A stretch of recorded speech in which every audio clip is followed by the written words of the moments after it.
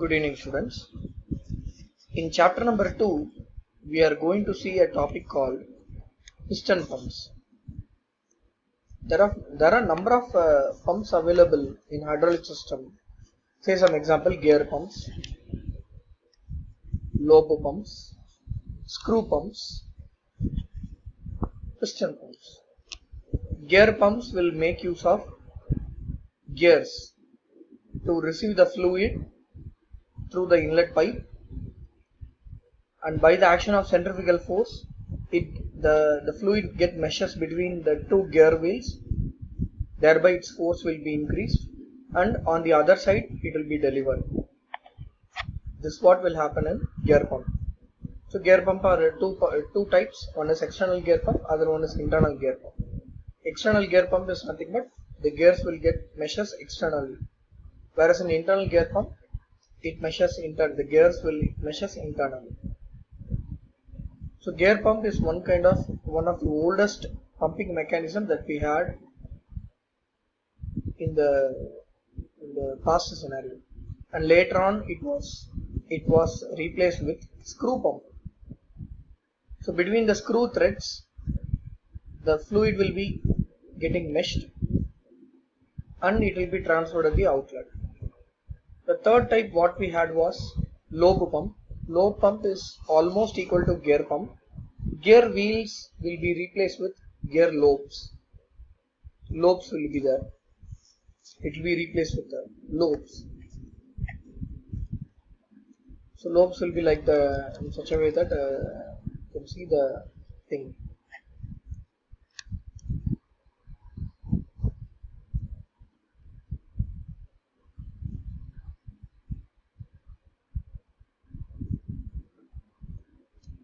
These are called as lobes.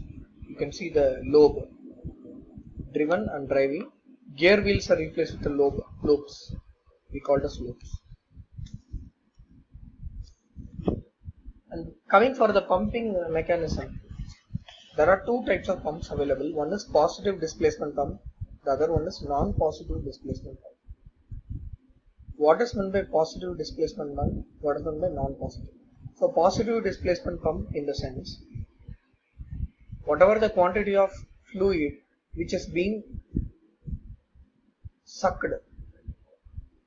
in the suction side will be delivered 100% in the delivery side. That's why it is called as positive displacement pump. Whatever the quantity of fluid is taken from the suction side will be delivered in the delivery side. Whereas in non-positive displacement pump, this thing will not happen. There will be some leakage will be there. 100% of fluid when you are sucking in the suction side, 90% of the fluid will be delivered on the delivery side. So the best example of a positive displacement pump will be reciprocating pump, and non-positive displacement pump, the best example will be centrifugal pumps.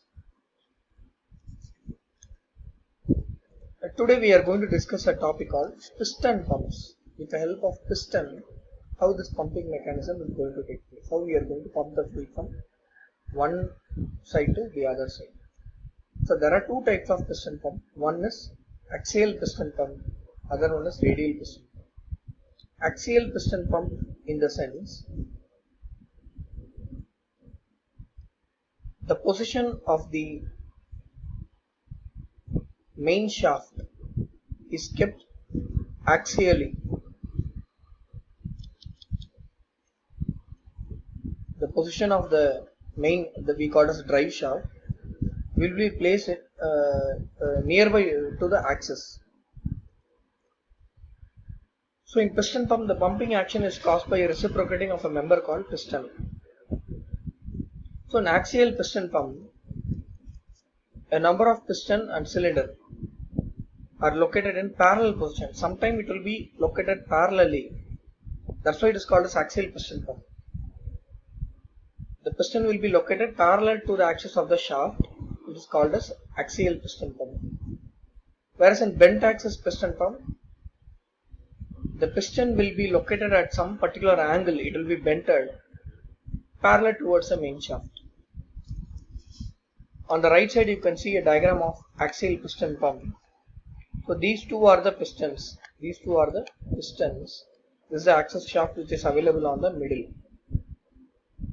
So one piston will be doing the inlet action, the other piston will be doing the delivery. We call as inlet, we call as suction, the other piston will be doing the delivery.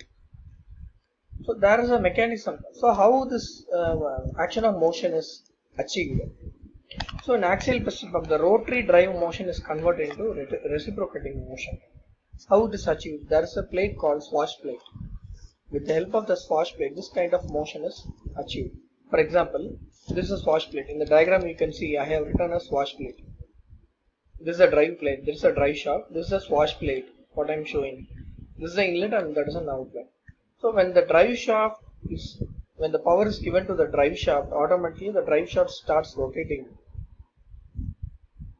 accelerating the swash plate to reciprocate to and fro.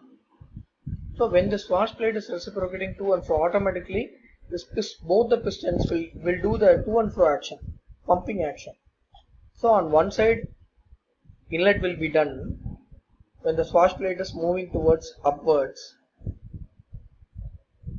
suction will take place. On the other side, the swash plate will compress the delivery valve to deliver the fluid which have already entered inside the pump.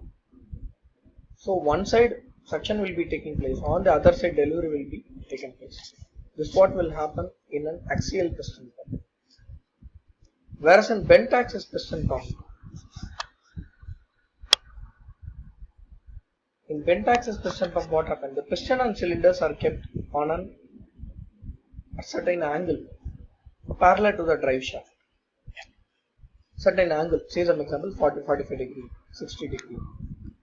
So this is a suction valve and there is a delivery valve. Here also we have a plate called swash plate which is connected to the drive shaft.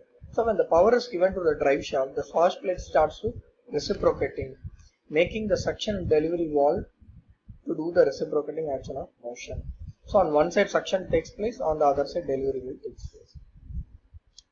This is called as a bent axis piston pump. Coming to radial piston pump. In radial piston, you can see the construction of radial piston pump. It has number of radial piston which revolves around a stationary eccentric cam. So in axial piston pump, we saw only two pistons, one for suction, other for the delivery. But whereas in radial piston pump, you are having number of pistons surrounded by the camshaft, which is available in the center. So now, all these are called as pistons. They will be having corresponding cylinder, corresponding piston. On one side inlet will be taken place. This inlet will be taken place parallelly on all the sides. It enters the actuator, that is piston cylinders, it gets compressed. Then all will be by the centrifugal action of motion, all these fluids will be delivered to the outlet section as high pressurized oil discharge in the outlet section. So low pressure oil will be pumped through inlet, it enters into all the piston cylinders. All the piston cylinders will do the reciprocating action of motion. Thereby, high pressurized fluid will be generated. Then it will be delivered to the outlet by the action of centrifugal force. So this is what a radial piston pump works. The radial piston pump has a number of radial pistons which revolves around a stationary eccentric cam. The piston moves perpendicular to the shaft center line. As the cylinder block rotates, the eccentricity of cam causes an in and out pumping motion, that is suction and delivery will be caused in the time. So the merits and demerits of this piston pumps in overall condition will be capable of delivering high operating pressurized fluid, handle oil in a wide viscosity range, it may be water or it may be oil or it may be a low viscous fluid or high viscous fluid. Self priming will be there, therefore airlock can be prevented, quiet in operation, pump liquid against vapors and gases. So the drawback will be pulsating discharge. There won't be any continuous discharge as of like centrifugal pump, as it is doing a reciprocating action of motion. So pulsating discharge will be there, large in construction and cannot be operated against a closed discharge. So in the olden days they used gear pumps. Later on gear pumps was replaced with the lobe pumps. Later on lobe pump was replaced with the vane pump, and later on vane pump is replaced with piston pumps. So this is an advanced pumping technology that we are using at present, which pumping a discharge of 1250 liter per second, rotating at 2000 rpm, can able to discharge pressurized fluid up to 1400 bar. So you can see the comparison table which is given over here between all the 4 terms. So with this, we are closing the topic.